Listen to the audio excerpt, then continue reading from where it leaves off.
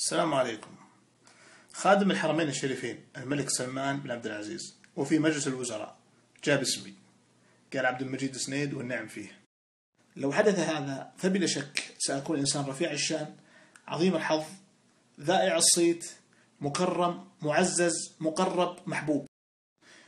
ومن المؤكد أيضا أني لم أستحق أن يذكرني الملك سلمان بن عبد العزيز في هذا المجلس الرفيع إلا لعمل عظيم شريف فعلته.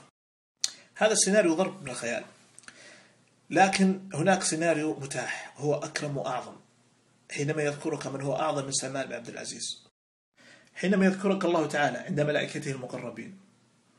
فقام حقيقي صراحة حينما يقول فلان ابن فلان، ثم يطريك ويثني عليه.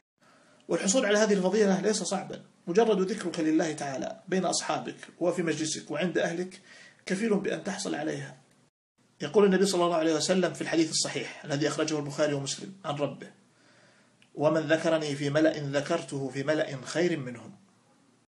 بناء على ما سبق نستطيع دوما أن نكون مذكورين عند الله تعالى وعند ملئه الأعلى المقربين حينما نذكر الله تعالى في اجتماعاتنا ونذكر الناس به.